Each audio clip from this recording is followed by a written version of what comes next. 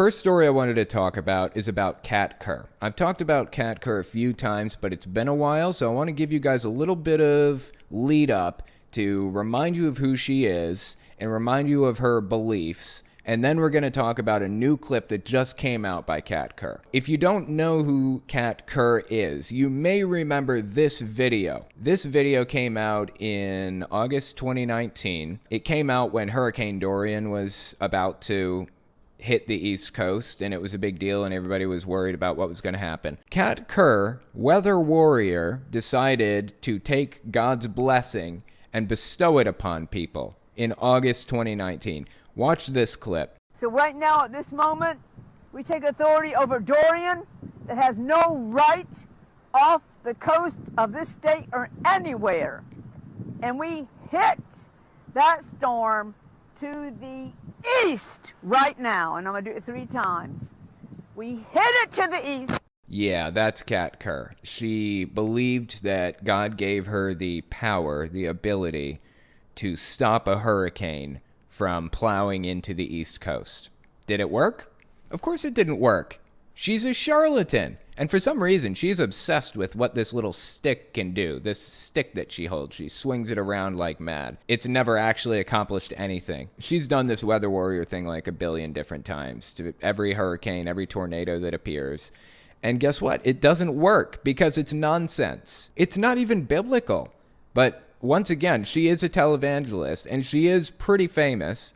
She's been memed a billion times. That's why we have to talk about her. Anyways, that's Kerr, weather warrior. That's not the only strange belief that she has, though. The idea that she has the ability to control the weather with this little stick that she has. She's also a QAnoner. I wanted to establish this by watching a couple of clips that she's put out. This one is a little more recent, early February 2022. She was speaking at Glory Fire Church. She was doing this event there, and she had some interesting things to say. For the record, what you're about to hear from Kerr is really unhinged and odd, but it's actually on brand. This is the kind of thing that she says and does on a regular basis. So yes, it's strange, but it's not out of the ordinary. Let's watch this clip, early February 2022. Think about what she has to say here. And so people do still share their testimonies. They have events all over heaven in these huge places, some inside, some outside. People want to really hear the testimony of the life of somebody who was here on earth.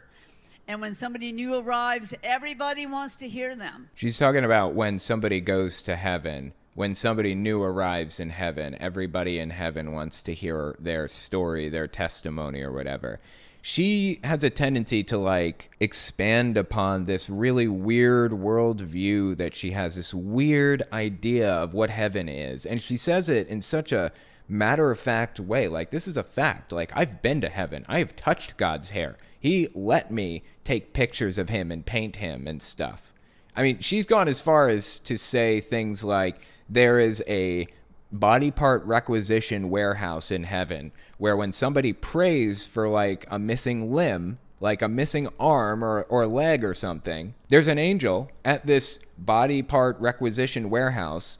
This angel that works there for a living, apparently, finds the bucket full of arms or eyes or hearts, gift wraps it, and then walks through you and it replaces the old broken heart, or just the new arm appears on your body or whatever. No joke. She says this, and she believes it. This is on brand for Kerr. Let's keep listening. They do. They want to hear what it was like. How did they feel when they stepped out of that physical body with their spiritual body into life itself, into the presence of God, and then their journey all the way, I've been speaking a lot, all the way back to heaven from earth. You get to go on a journey. You go through the planets, the nebulas. You go on the rings of Saturn, not the real Saturn, not the fake one. Whoa, wait a second. Fake Saturn? What are we talking about here? What's all this? That's weird, right? Not the real Saturn, not the fake one that Satan's made. The real Saturn, not the fake one that Satan's made. What? What is she saying? Well, I was wondering what she was talking about. Do you guys remember the QAnon shaman from forever ago? January 6th, 2021, when they raided the Capitol building. There was that guy named the QAnon Shaman. This is a picture of him on the left if you're watching the actual video clip. QAnon Shaman was all dressed up with like this headdress and, you know, the face paint, the horns, the whole 9 yards. This guy's name is Jacob Chansley, a.k.a. Jacob Angeli. Angeli, I believe, is his middle name. Sometimes I think he prefers to go by Jake Angeli. I don't know why, but anyways, that's who this guy is. So I was listening to this interview that Channel 5 News did with him on YouTube, and he mentioned Saturn too. So I wanted to listen to his little bit about Saturn, like the planet Saturn, because it gives us some context for this Kat Kerr clip where she talked about the planet Saturn being fake. So QAnon Shaman is obviously QAnon, and that means he can give us some insight into the QAnon view on the planet Saturn. Let's listen to this. There's another faction within the ancient Egyptian hierarchy, and that would be like the people that worship Set. And Set is like the ancient Egyptian form of Satan. Okay, so Satan worship and Saturn worship are one and the same thing. And so there was this ancient form of Saturn worship in ancient Egypt, where what they would do is, instead of consuming large amounts of psychoactive plants, which they did do on occasion, but what they did more than anything is they used things like, say, Hebrew children or children of slaves to do these satanic ceremonies of blood sacrifice. When you say they worship Saturn, are you talking about the planet? Yes. Satan worship and Saturn worship are one and the same. Is it just because they sound similar, or is there a connection? No. We're talking people that understand the intricacies of astrology, interconnectivity, or what is called quantum entanglement in the quantum field. So Saturn is Satan. They are one and the same in the mind of a QAnoner. Saturn and Satan are the same.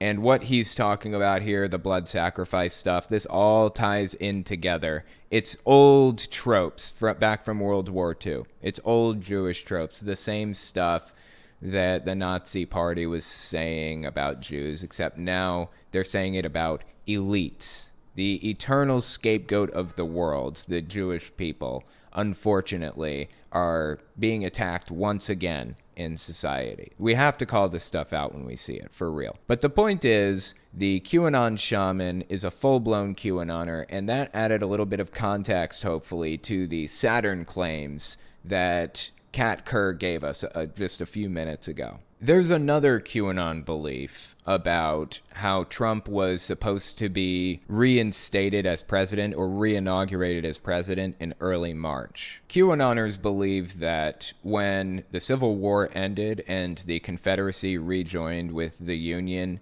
to create, the United States government again, they believe incorrectly that the government, when it formed again, it formed through a corporation, and that the real, actual U.S. government hasn't had a new president since before the Civil War ended. They believe that everything that has happened with the U.S. government, every decision that the U.S. government has made since the end of the Civil War is null and void and invalidated because it was all done under the name of the United States of America, the corporation, not the government. It's nonsense. It doesn't make any sense at all, logistically or legally or anything else. It's just complete BS from top to bottom. So here's where it gets interesting. Inauguration day for the president used to be March 4th. In the Constitution, but that was changed to January 20th back in the 1920s, I think. I forget when exactly. So they believe, these QAnoners, they think that March 3rd is actually really the real inauguration date, and they believed that Donald Trump was going to be reinaugurated by the real United States government. He's going to be like the 19th president or something like that, instead of like the 46th. He's going to be the 19th. Because they're reinaugurating him under the actual United States government. And every QAnon televangelist, every QAnoner with a platform out there was making this prophecy, not prediction, but prophecy, that Donald Trump is going to be reinstated as president on March 4th. Kat Kerr was not immune to this phenomenon. So this is early March 2021. Kat Kerr, in this video, is about to fully establish herself as a QAnoner, in my opinion. by espousing this conspiracy theory about the United States government actually being a corporation and all of their decisions since the end of the Civil War being invalidated. Listen to this clip, early March 2021. Right now, I declare and I call forth our president to take his rightful place, Trump, to come forth right now, step into your destiny that God gave you, called you, appointed you, and anointed you for this time to declare over America, to help America. This is his choice, and we call you forth right now in the name of Jesus Christ, who is with you, who will always be with you. The people are with you. The prophets of God are with you. The military is with you. So come forth, step into your destiny now, saith the Lord. Yeah, so needless to say, she was completely and totally convinced that QAnon was correct about this claim, that Trump was going to retake the presidency, be re-inaugurated secretly by the real U.S. government on March 4th. And of course, what happened? Nothing. It fell flat. That didn't stop her, though. That didn't stop her from making prophecy after prophecy, especially leading up to the election. Now, this is the important part, okay? I want to give you a little bit of context for her beliefs leading up to the election. So what we've just seen, I feel, firmly establishes that she is a deep QAnon believer. What was she doing leading up to the 2020 election? What were her claims? What was she talking about? Late August 2019, she was at her church and she says this. So I declare the upcoming election in 2020, the one you have chosen will win in a landslide. She was prophesying, not predicting, prophesying. This is a religious belief that she's invested herself in. She's prophesying. God gave her information from on high. He told her that Donald Trump would win in a landslide, that he would be president again in 2020. This is a tame clip, too. There are a billion examples of her saying that God told her specifically Trump was going to win the election. Here's another example, that just a year previous to the last one that we watched, early August 2018. Look at this. She's talking to another church. Yeah, Trump will be there for 8 years. I'll vote him for free. Pence for 8 years. That's for free. Trump will be in there for 8 years and then Pence for 8 years. Obviously, the outlook has changed dramatically. Her brand of evangelicalism and her brand of Republican ideology doesn't even like Pence anymore. So I bet she's regretting these words. But here's the interesting part. Remember, this isn't a prediction. This is a prophecy. This is a prophecy from God. This isn't like, I think that this is going to happen. It goes a step beyond. She believes God gave her divine information. It caught me up to heaven 4 times. Called me up to heaven 4 times. It showed me everything that would happen concerning Trump, and then showed me him sitting as president in the White House. God showed Kat Kerr, called her to heaven, showed her Donald Trump in the White House. There was nobody that couldn't convince me he wasn't going to win. I don't care how many people running against him. We'll see. When God chooses you. See, this is 2018, August 2018, she was saying this. August 2019, she was saying the exact same thing. Trump is going to win in a landslide. And then 2020 rolls around, and she has a complete meltdown when she finds out that Trump isn't going to be the president. Inauguration day, meltdown. It was honestly heartwarming. I loved it to death. I enjoyed it very much. I am so glad to see her taken down a peg and forced to face her delusion. I don't use that word lightly. I think in some cases, some of these beliefs, not all, but some of them qualify as a full-blown delusion. And in Kat Kerr's case, I believe that they do. This is October 20th, 2021. So this is about 11 months, or almost a full 12 months after Trump lost and Biden had already been inaugurated. He was inaugurated January 20th, 2021. This is October 20th, 2021. So, yeah, 11 months. I'm sorry, 10 months. 10 months, not 11. Listen to what she had to say 10 months after Trump lost and Biden was inaugurated as the new president of the United States. He will have his 4 years. If someone, let's say they cheated in the Olympics and someone found out later and they had authority and were putting on high, they were putting higher positions or whatever, and then the real person was found out to be not guilty but innocent. Oh, that's interesting, right? You can see her narrative changing right before our eyes. For the years leading up to the 2020 election, it started off, God took her to heaven and showed her Donald Trump sitting on a throne and stuff like that. She said God showed her this information. This wasn't a prediction, it was a full-blown prophecy. Now, 10 months after Biden is reinaugurated, she has to come up with a new explanation for why she was wrong. This is basically us witnessing her delusion being shattered right in front of our eyes. She can't deny reality. It's right in front of her. She said God told her that Trump is going to be president, and now he's not. I mean, she really laid into it, too. She didn't just say it once and say, I think that this is going to happen. She repeated it for years. Oh, and that last thing she said there? Not guilty, but innocent. I know this is a small point, but I just want to, make note of it. There is a difference between innocent and not guilty. There is a difference, logically speaking. Just like there's a difference, logically speaking, between not true and false. They're not the same things. Like, they're not true and false are not the same. But I feel like that level of nuance is probably lost in this conversation, so I'm not even going to bother digging into it right now. Let's keep listening. They would have to reestablish from that time period if contracts were given or things were promised. They wouldn't settle for I've got half of this contract left that now I can do.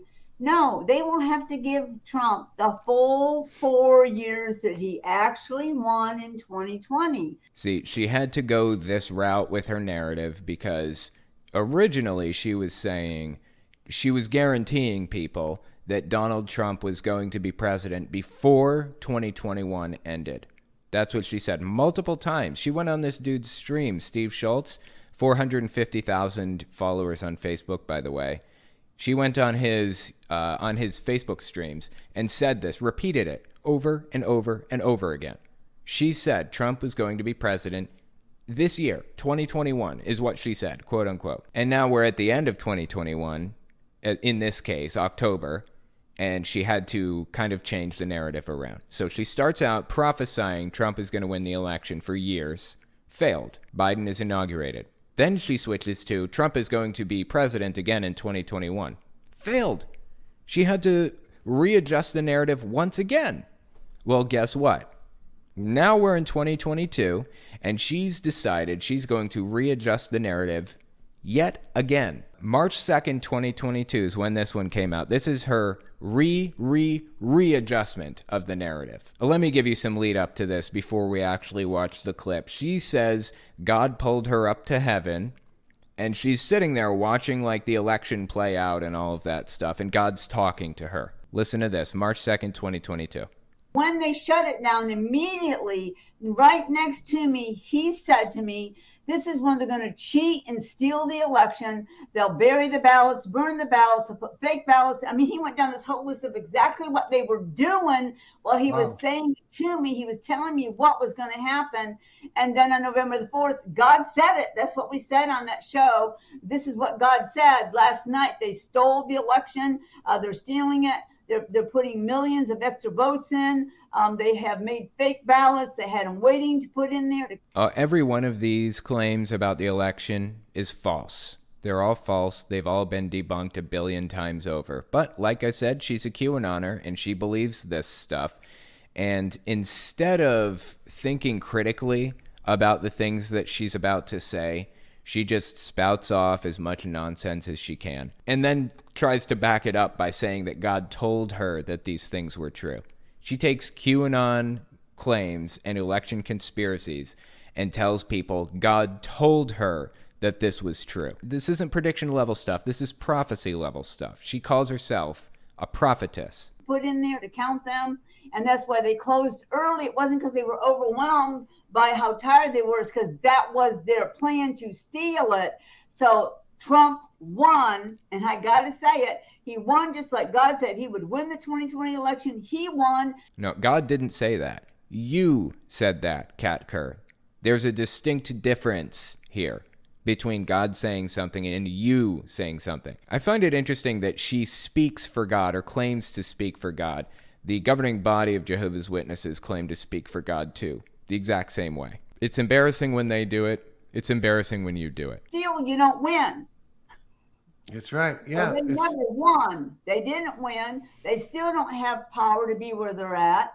They're operating with no power or authority given to them by man or by God. This is the new narrative that she's going with. Trump really did win the election. I was correct about that. They just stole it, and God told me that they were going to steal it. Well, that's not what you were saying before. This is what I would have needed for this to qualify as a prophecy, in my opinion. I would have needed you in 2018, when you were talking about Trump winning in a landslide. I would have needed you to have told us the names, specific names and locations and dates of people who are going to submit false votes or something like that. Though that didn't really happen. It's certainly not in large enough numbers to actually make a difference in the election. But just hypothetically speaking, if she had actually given us names, dates, locations, and they were exact, they were correct, and she wrote them down, put them in an envelope, sealed the envelope, mailed it to me, and then I open it 2 years later, the day after the election, and I can see that all of this stuff is verified, that's when I would consider it a valid prophecy. What you did was a veiled prediction, effectively taking God's name in vain and using it for your own benefit. And, you know, as a Christian, I would think that you would find that absolutely grotesque if somebody else was doing that. I cannot figure out how you justify this stuff to yourself. I feel like this is bordering on, if not full-blown, blasphemy, what you're doing here, Kat Kerr. And I really cannot figure out how you don't see it that way and how your followers don't see that. The Bible warned us about people like you. How are people still falling for this?